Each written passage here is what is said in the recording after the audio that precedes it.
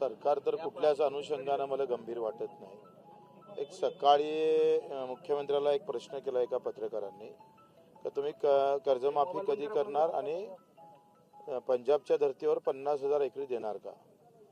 या दोन प्रश्नाचं उत्तर मुख्यमंत्र्यांना इतकं व्यवस्थित बोलवलं त्याला की नाही आम्ही 8 कलेक्टरची आता मीटिंग घेतली आणि मी सगळा आढावा घेत आहे।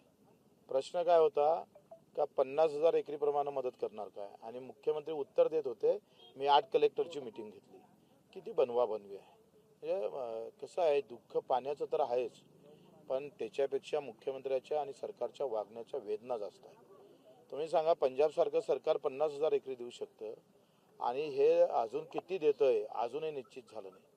GR आम्ही पाहतोय, NDRFचा नियम जे काही केंद्राकडून येतं तो NDRF आपण पाहतो पूर्ण केंद्राचा पैसा असतो, तो 6,800 रुपयाचा आहे, 6,800 रुपये पर हेक्टर।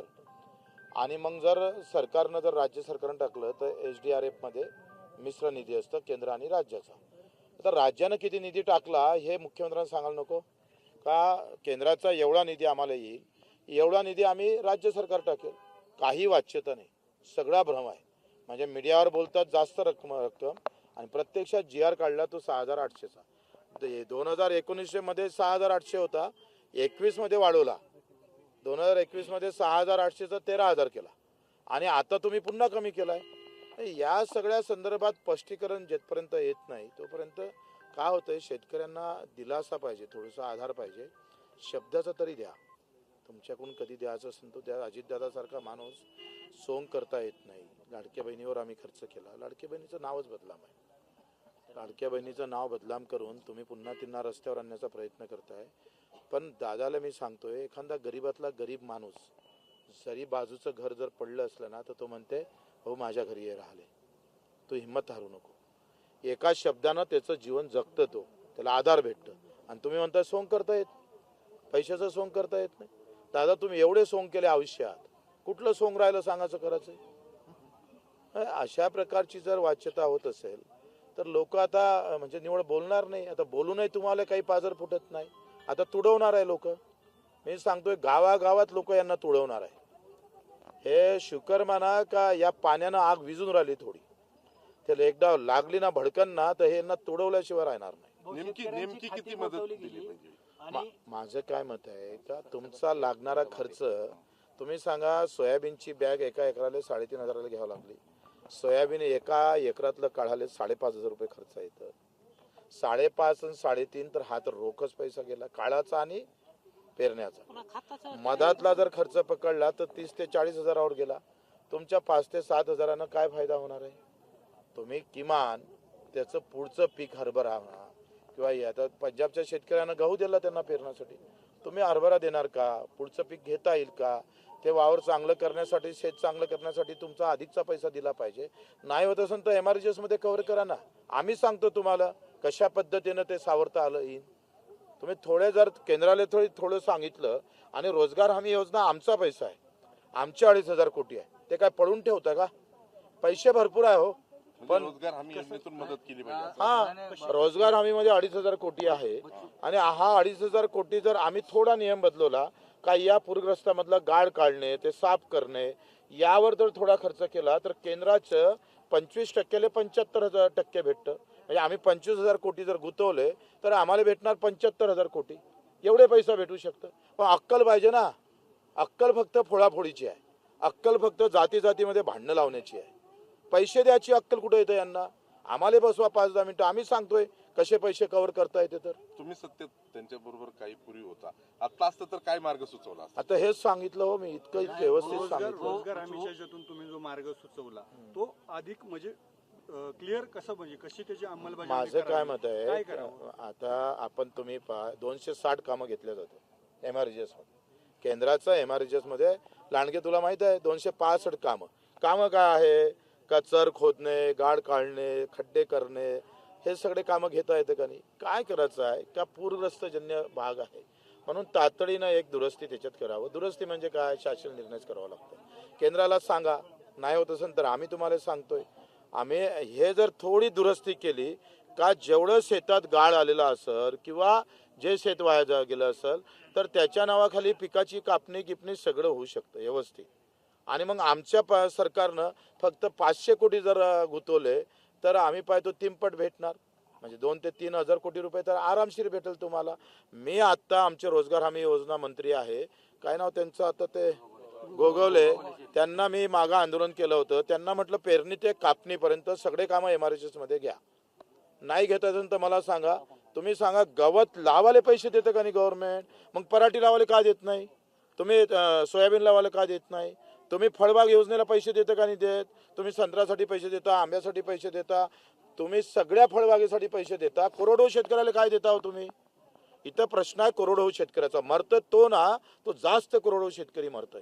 आणि मग त्याच्यासाठी पेरणी ते कापणीपर्यंत सगळा खर्च जर मजुरीचा खर्च जर MRHS मध्ये केला तर कायमची सुटका आहे. भाव भेटो नाही भेटो खर्च कमी करतो. शेतकऱ्यांची खाती गोठवली गेली. तुम्ही मुख्यमंत्र्याला 18 मेसेज पाठवले, काय रिप्लाय आला? कसं आहे, पहिले देत होते रिप्लाय, पण मी एवढे मॅसेज करायचं तर रिप्लाय देणंच बंद केला. आणि ते मीडियावर बोलतो त्याच्यामुळे त्याला वाटलं का हा तर आपला रेकॉर्ड ठेवतोय. त्याच्यानं ते मुख्यमंत्री आता चूप राहिले, ते बोलतच नाही, यसही म्हणत नाही, नोय म्हणत नाही. म्हणजे ह्या पैसा आल्यानंतर तो जर आम्ही पाहतोय खाते जर आपण बंद केले तर पैसा हाती कसा येईन हो? तुम्ही सांगा, सर्क्युलर काढलं का कुठल्याही अनुदानाचा पैसा तुम्हाला थांबवता येणार नाही, तरी बँकेनं थांबवला. मी आजही सांगतो 25% पैसा PM किसान आणि संजय गांधी आणि तुमचा हा विम्याचा पैसा बँकेनं थांबवलेला आहे. काय करू शकत नाही आमचे मुख्यमंत्री, काय करणार आहे? ही लबाडी बंद केली पाहिजे. तुम्ही सांगा, कायद्यानं आपत्ती व्यवस्थापन कायदा 2005ला स्थापन झाला. आपत्ती व्यवस्थापन कायदा काय म्हणतं का जेव्हा अशी चक्रीवादळ असेल, गारपीट असेल, काही असेल, अशा वेळेस त्या कायद्याच्या अनुषंगानं आपल्याला निधीची तरतूद कायमस्वरूपी नेहमी करावं लागतं. येऊ का नाही येऊ, राज्य स्तरावर, केंद्र स्तरावर आणि जिल्हा स्तरावर. आणि त्याच्यामध्ये काय म्हटलं का दुष्काळ म्हणजे पाऊस नाही पडला तर कोरडा दुष्काळ म्हणून आपण जाहीर करतो. आतापर्यंत रीतिरिवाज आहे, पण आपण आपत्ती पण जाहीर करतो. आपण महाराष्ट्रामध्ये 2014 मध्ये आपत्ती जाहीर केली. आपत्ती म्हणजे ओल्या दुष्काळाची. ओला दुष्काळ हा कायद्यात शब्द नाही, पण त्याचा दुसरा अर्थ शब्द असा आहे आपत्ती. आपत्तीग्रस्त म्हणून आपण करतो किंवा आपत्ती म्हणून घोषित करतो जिल्हे. मग त्याच्यामध्ये थोडी दुरुस्ती करायची आहे. तुम्ही तर लागन तेवढे कायदे बदलले हो, तुम्ही सगळे काय मग एवढा काय लढे यशस्वी होतात, हा शेतकऱ्याचा लढा यशस्वी होत नाही. बरोबर आहे. काय होतंय, जाती ही जागतिक पॉलिसी आहे. जगाच्या व्यासपीठावर सगळ्या गरीब देशामध्ये हे सगळं चालतं. जातीत भांडलं का मग सरकारसोबत भांडत नाही ना कोणी. प्रॉब्लेम काय आहे का तुम्ही गावागावात भांडते राहिले पाहिजे. गावागावात एकमेकाच्या अंगावर दगडं कुऱ्हाडी मारल्या पाहिजे. म्हणजे सरकारच्या अंगावर कोणी जाणार नाही. म्हणजे ते म्हणतं ना का जायचं असतं मुंबईला आणि आम्हाला पाठवतं दिल्लीला, अशी एक सरकारची नीती असतं. हे सगळं व्यवस्थित आम्ही पाहतोय. शेतकरी दूर झाला पाहिजे. या देशातला ग्रामीण भाग गरीब झाला का मुंबई पुण्यामध्ये आमच्या सगळ्या उद्योगपत्यांना कमी भावाचा मजूर भेटतो आणि भांडे घासायला बाई पण भेटते श्रीमंत लोकांना. भाऊ, आपण बरेच दिवस झाले कर्जमाफीची मागणी करता. आता तुमच्याच मागणीला होकार देत उद्धव ठाकरे काही दिवस धारादेशी दौऱ्यावर होते 2 दिवसापूर्वी. त्यांनीही तशाच पद्धतीची मागणी केली आणि त्यांनी मात्र त्याला जोडून एकरी 50,000 रोख स्वरूपात शेतकऱ्यांना मदत करावी. तुमच्या मागणीला पाठिंबा दर्शवला उद्धव ठाकरे. हा, मी त्यांचा आभारी आहो, पण निवड मागणी करून चालत नाही, रस्त्यावर उतरलो पाहिजे.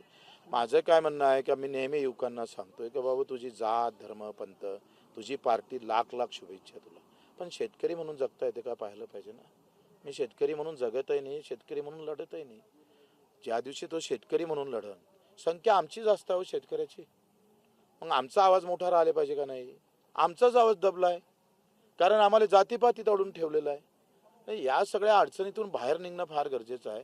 तुम्ही सांगा 7,070 रुपयाची शिफारस केली सोयाबीनची आणि केंद्र सरकारनं जाहीर केले भाव 5,380 रुपये आणि मोदीजी म्हणे आम्ही GST रिटर्न करतो म्हणजे 6,000 सोयाबीनला भाव देतोय. बोलतच नाही कोणी बोलायलाच तयार नाही. आम्ही काय तो आमदार आला का डमरू वाजवलं का केलं स्वागत, ने मंदिरावर कर भाषण. ज्याला बंद कधी करणार आहे तुम्ही? 20 लाखाचा रस्ता आणि एवढे वाजत गाजत नेतय. त्या गावाला एका गावात 1,000 एकर जमीन सोयाबीन असली तर आम्ही 2,000चा लॉस आहे, म्हणजे 3,000चा लॉस आहे, तर 4,000 रुपये भाव आहे सोयाबीनचे. 4,000 जर आम्ही पकडलं तर एका एकरामध्ये 7 क्विंटल वगैरे तर 20,000 रुपये एका एकराचं नुकसान आहे. 1,000 एकरचं नुकसान किती झालं? 20 कोटी रुपये झालं ना. 50 लाखासाठी डमरू वाजवत आहे. लाथा मारायला पाहिजे, डमरू नाही वाजवायला पाहिजे. संजय राऊत आमच्या धाराशिवच्या पालकमंत्र्यांविषयी बोलताना असे म्हणले की भोसडीच्या अनुभव तुम्ही सरकारमध्ये आहात, तुम्ही मदत करायला पाहिजे. कोण आहे धाराशिवचा पालकमंत्री? प्रताप सरनाईक. हा ते मग प्रताप इथं दाखवा म्हणा त्यांना. प्रतापगडावरचा जसा रणसंग्राम झाला तसा शेतकऱ्यासाठी करा. ओके, धन्यवाद.